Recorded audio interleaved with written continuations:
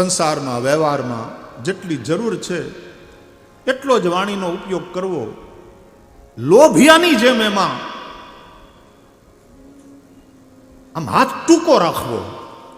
સંસાર જીવન માટે, જીવન યાપન માટે, સંસારના વ્યવહાર માટે મન બુદ્ધિ અને ઇન્દ્રિયોની જેટલી જરૂર પડે સમજી સમજીને એટલું જ ખર્ચવું. એમાં મનને આમે લોભિયા છીએ તો આ બાબતમાં તો લોભ કરો. મનને સંસાર માટે, વ્યવહાર માટે જેટલું આવશ્યક હોય એટલું જ ખર્ચવું. બાકી મન ભગવાનને આપવું. બુદ્ધિની જેટલી જરૂર હોય એટલો જ ખર્ચો કરવો સંસાર માટે, બાકી ભગવાનમાં લગાડવી. ભગવાનમાં બુદ્ધિ લાગી જાય, મતિ ભગવાનમાં લાગી જાય, એને જ શ્રીમદ ભાગવત વિદ્યા કહે છે. સા વિદ્યા તન મતિર્યયા, એ જ વિદ્યા છે.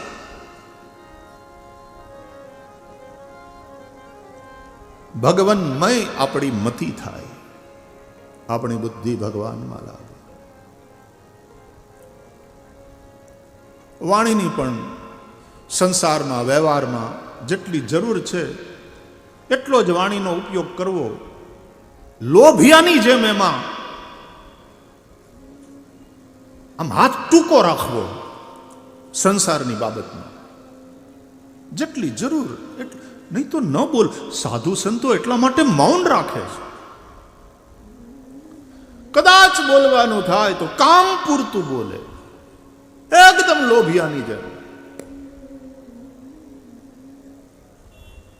બાકી ભગવાનની વાત આવે ત્યારે ઉદારતાથી વાણીને ખર્ચવી,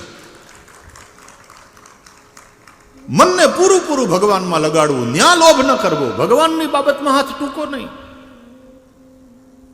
બુદ્ધિ ભગવાનમાં લગાડો, મન ભગવાનમાં જોડો. બધી જ ઇન્દ્રિયો ભગવાનની સેવામાં લાગેલી રહે. વાણી ગુણાનુકથને, વાણી ગુણાનુકથને, શ્રવણૌ કથાયામ, હસ્તૌ ચ કર્મસુ. ભગવાનની સેવામાં લાગેલી રહે. કર્મ એક જ, તસ્ય દેવસ્ય સેવા. કર્માપ્યેકમ તસ્ય દેવ. એક શ્લોકમાં આ પ્રશ્નોના જવાબ છે કે સૌથી શ્રેષ્ઠ શાસ્ત્ર કયું?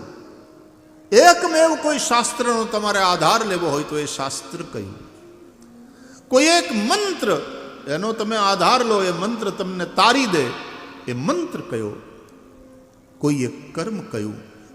અને કોઈ એક દેવની તમારે ઉપાસના કરવી, એકેશ્વરની વાત, તો એ કોણ?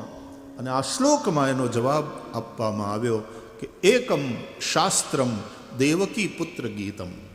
એક જ શાસ્ત્ર, દેવકી પુત્ર શ્રી કૃષ્ણનું ગીત એટલે કે ભગવદ્ ગીતા. ભગવતા ગીતા, ભગવદ્ ગીતા, ભગવાન શ્રી કૃષ્ણે ગાયેલું ગીત. એકમેવ શાસ્ત્ર. તમે માત્ર એનો આધાર લઈ લો, તમે બધું જ ભણી લીધું, તમે બધું જ જાણી લીધું. એક સાધે સબ સધે. એકમ શાસ્ત્રમ દેવકી પુત્ર ગીતમ. એકો દેવો, દેવ એક જ છે, એકને ભજો. એકો દેવો દેવકી પુત્ર એવ, દેવકી પુત્ર શ્રી કૃષ્ણ. એ વરસતા વરસાદનું પાણી ડુંગરા ઉપર પડે, કોઈના ખોરડા ઉપર પડે, ઝાડવા ઉપર પડે, પણ અંતે બધું પાણી નેડા નદીયું થઈ અને દરિયામાં જાય છે. એમ તમે જેને પણ પૂજો અંતે તો એ ભગવાન શ્રી કૃષ્ણને જ જાય. આકાશાત પતિતમ તોયમ યથા ગચ્છતિ સાગરમ, સર્વદેવ નમસ્કાર કેશવમ પ્રતિ ગચ્છતિ. કોઈ પણને, દરેક દેવોને કરવામાં આવતા નમસ્કાર અંતે કેશવ ભગવાન શ્રી કૃષ્ણને જ સમર્પિત થાય છે. એકો દેવો દેવકી પુત્ર એવ. એટલા માટે એક જ દેવ, દેવકી નંદન શ્રી કૃષ્ણ. એકો મંત્રો તસ્ય નામાની આની, મંત્ર પણ એક જ. નંદનંદન ભગવાન શ્રી કૃષ્ણનું નામ. કૃષ્ણ કહો, કૃષ્ણ કૃષ્ણ કરતે રહો. वो नाम ही मंत्र. सामान्य रीते वेदों जे छे ए मंत्र छे, ए मंत्र वेदोक्त होय. घणाने माटे थोड़ुं अघरू पड़े, वળી મંત્રની દીક્ષા લેવી પડે. મંત્રની દીક્ષા મંત્ર સિદ્ધ મહાપુરુષ પાસેથી જ લેવાય અને એ મંત્ર વિશેની પૂરી જાણકારી સદગુરુ પાસેથી પ્રાપ્ત થાય અને પછી દ્રઢ વિશ્વાસ સાથે મંત્રનો જાપ થાય તો મંત્ર જાપ મમ દ્રઢ વિશ્વાસા પંચમ ભજન સુબેદ પ્રકાશ. મંત્ર ગમે એ જપી ન શકે, ગમે એ રીતે ન જપી શકાય, એની એક મર્યાદા હોય છે. મંત્ર દીક્ષિત જે હોય એ મંત્ર જપે તો એને મંત્ર ફળે, નહીં તો ક્યારેક ઉલટું પડે. હા, એવું બને. મંત્રની બાબતમાં સાવધાન. એલોપેથીની દવા ડોક્ટરને પૂછ્યા વગર લેવાય નહીં, આપણા મનથી. અને ડોક્ટરો પાછા એમ પણ કહે કે અમને પૂછ્યા વગર બંધે નહીં કરતા. દવા ક્યારે, કેટલી વાર, કોની હારે લેવી અમે કહીશું. એ વિધિ પ્રમાણે દવા લેવાની હોય, અને નહીં તો એ દવા ઊંધી પડે, એનું રિએક્શન આવે. મંત્ર એ સિરિયસ મેટર છે. લેવા ખાતર મંત્ર લઈ લીધો ને બધાએ લીધો એટલે પછી આપણે ગુરુ કરવા જોઈએ, નહીં તો નુગરા કહેવાય, નહીં તો બહુ ખોટું. ને દેખાદેખી મંત્ર લે ના દેખાદેખી. તમને ભૂખ લાગી હોય કકડીને પછી તમે ખાઓ, એ ગણ કરે. એ ખાધેલાનું લોહી થાય, રસ, રક્ત, માંસ, મજ્જા, અસ્થિ, આ બધા ધાતુઓ. વગર ભૂખે દેખાદેખીથી ખાવાની વાત આવે, માંદા પડશો, શરીરને નુકસાન થશે. અને એવું વારંવાર કરશો તો એ નુકસાન પછી થોડા વખત પછી દેખાશે. એકાદ વાર ખાઈ લ્યો દેખાદેખી, કોઈના આગ્રહથી કે તમારા જીભના ચટકાથી, વગર ભૂખે ખાઈ લો. એકાદ વાર ખાઈ લો, ક્યારેક ઠીક છે, થોડીક તો અસર થાય. કે રાતના, મોડી રાતના ભૂખ નહોતી છતાંય કોકના કેવાથી અથવા જીભના ચટકાથી વધારે પડતું ખાઈ લીધું, પેટ ફાટ થયું, તેથી હરખી નીંદર નહીં આવે, એ રાત બગડશે. પણ એ વાતનું જો સાતત્ય રહ્યું, વારંવાર તમે એમ કરતા રહ્યા, તો પછી તમારા સ્વાસ્થ્ય ઉપર એની નકારાત્મક અસર દેખાવા માંડશે, બીમાર થશે. આ દુનિયામાં જેટલા ખાઈને નથી ભૂખ્યા નથી મરતા, એટલા ખાઈને મરે. ભૂખને કારણે બહુ ઓછા મરે, ખાઈને વધારે મરે છે. કેમ ખાવું, હું ખાવું, કેટલું ખાવું, ક્યારે ખાવું, એનો વિવેક નથી. અને એટલા માટે જે પોષતું તે મારતું, એ દિશે ક્રમ કુદરતે.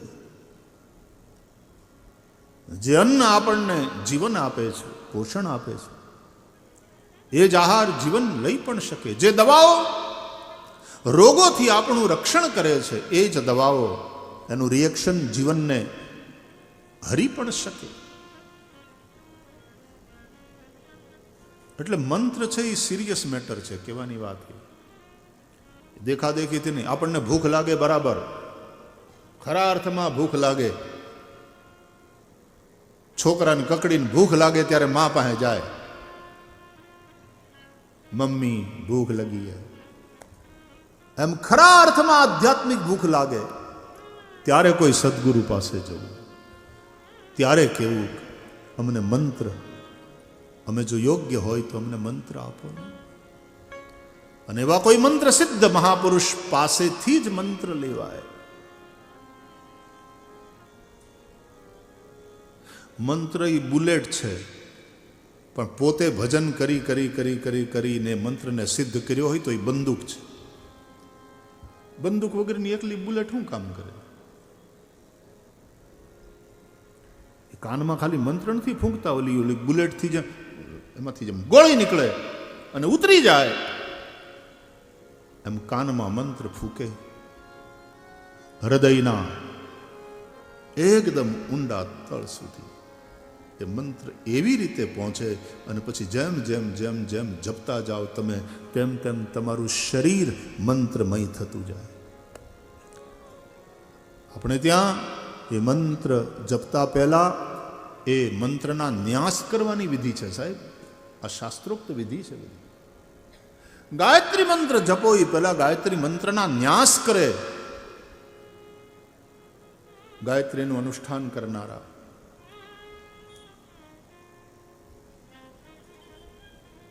ઓંકાર, ત્રિવ્યાહૃતિ અને પછી ત્રિપદા ગાયત્રી.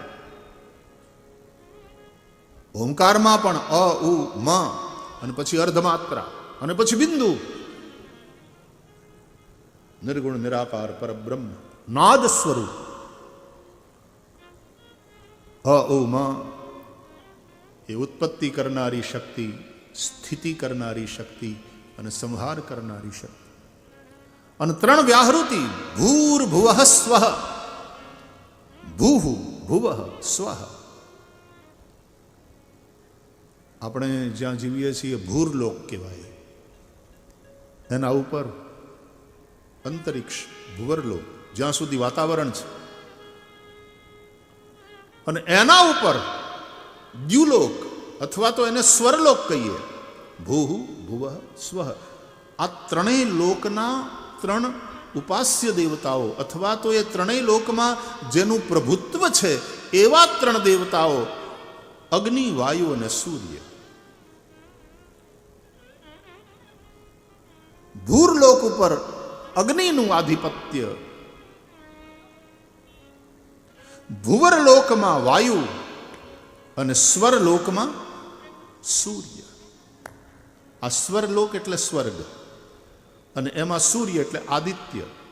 આદિત્ય એટલે આદિદેવ. આદિદેવ નમસ્તુભ્યમ પ્રસીદ મમ ભાસ્કર. દિવાકર નમસ્તુભ્યમ પ્રભાકર નમોસ્તુતે. દેવતાઓમાં સૌથી પહેલો દેવતા એ આદિત્ય, સૂર્ય, આદિદેવ. આદિદેવ, આદિનારાયણ, આદિદૈત્ય. ભાગવત અનુસાર હિરણ્યાક્ષ હિરણ્યકશિપુ એ આદિદૈત્ય છે. ભગવાન સૂર્ય આદિદેવ, આદિનારાયણ. તો એ સ્વર્ગલોક. એ દેવતાઓના રાજા ઇન્દ્ર, પણ દેવતાઓમાં સૌથી મોટા એ આદિત્ય, સૂર્ય. ઇન્દ્ર આમ નાના, પણ સત્તાની ખુરશી એને એટલી રાજા કહેવાય. સુરેન્દ્ર,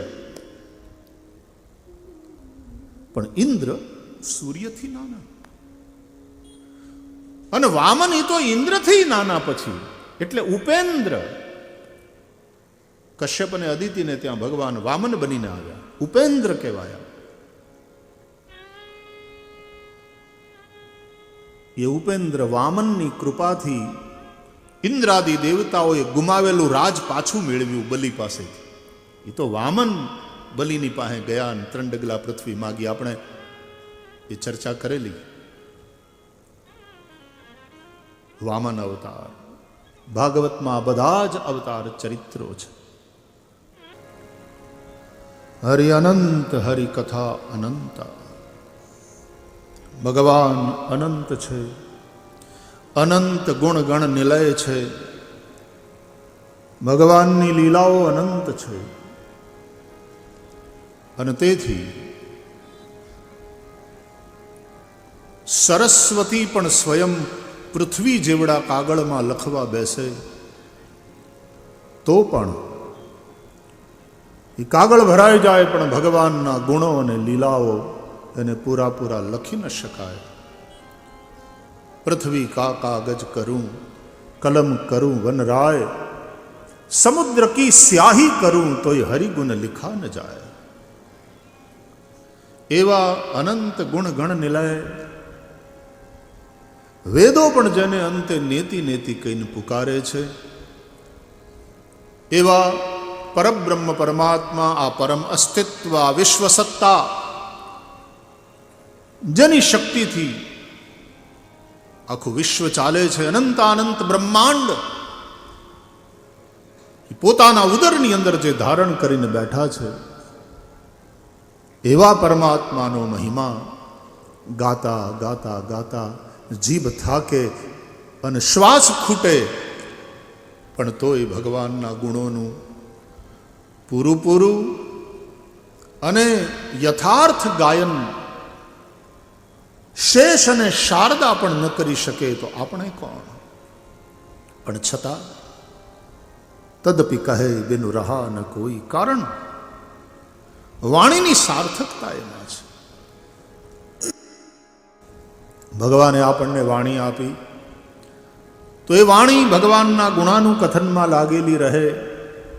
एमां वाणीनी धन्यता छे, एटला माटे ज वाणी गुणानुं कथने श्रवणौ कथायां हस्तौ च कर्मसु मनस्तव पादयोर्नः स्मृत्यां शिरस्तव निवास जगत प्रणामे दृष्टि सताम दर्शनेस्तु भवत्तनूनाम। नलकुबरे भगवाननी स्तुति करता प्रभु पासे आवी प्रार्थना करीश तो शेष बचेला समय में आओ आपणे पण वाणी द्वारा बने एटली प्रभुनी पूजा करिए।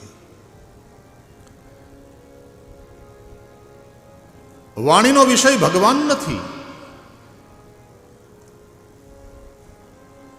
बोलीने बतावी न शकाय, ये अनिर्वचनीय छे। अने छतां वाणी भगवाननी पूजा करे एमां वाणीनी सार्थकता छे।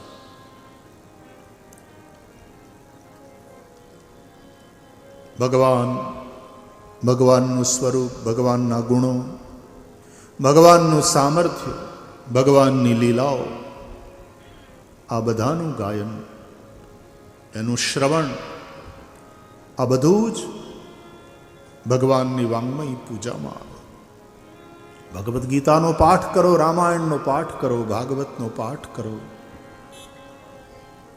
आ बधुं ज वाणीथी थता यज्ञमां आवे छे। अने तेथी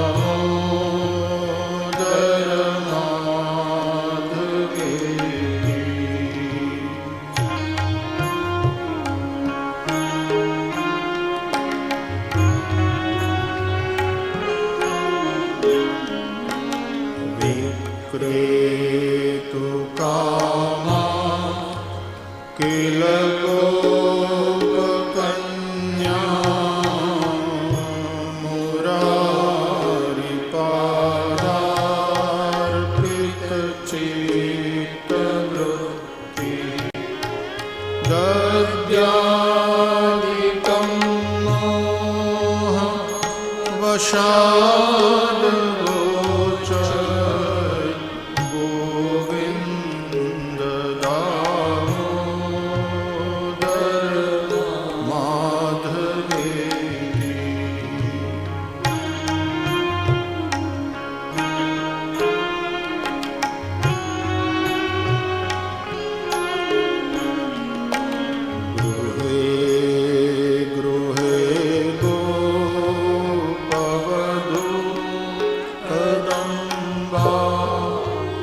सर्वे मिलित्वा समवाप्ययोगम्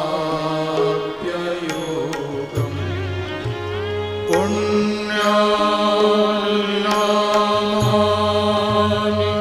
पठन्ति नित्यं गोविन्द दामोदर माधवेति।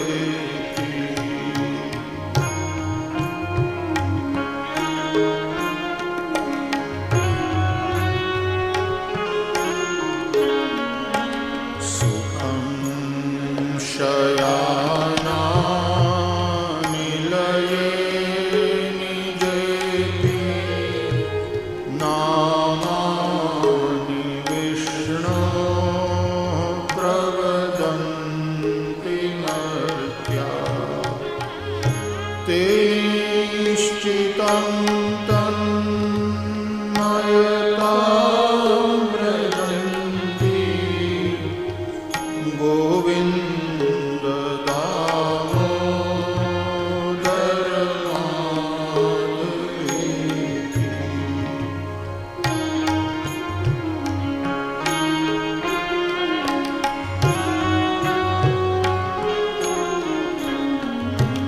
जिह्वे सदैवं भज सुन्दराणि नामानि कृष्णस्य मनोहराणि।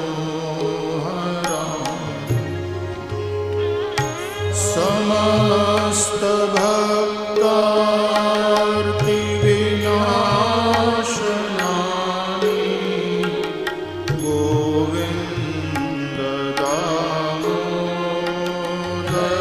माधवेति।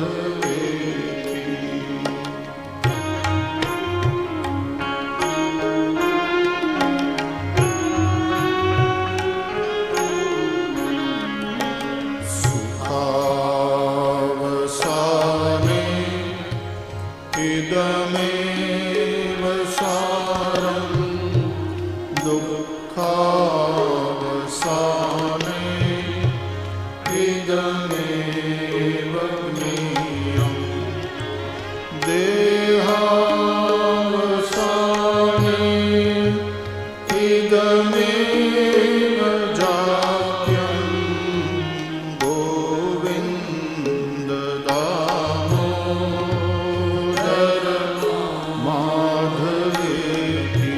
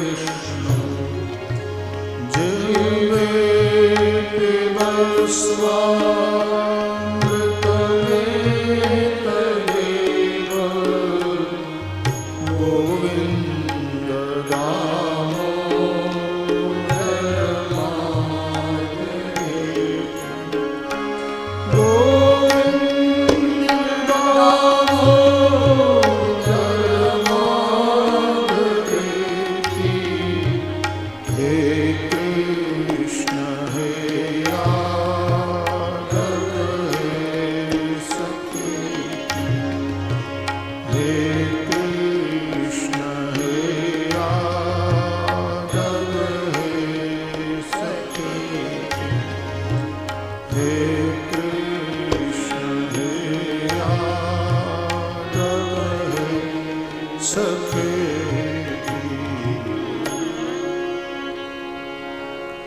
गोविंद माधव स्तोत्र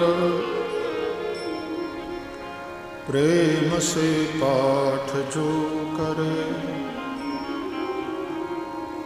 दामोदर दया दाने सहजे गोलोक संचरे श्री वृंदावन विहारी लाल की जय।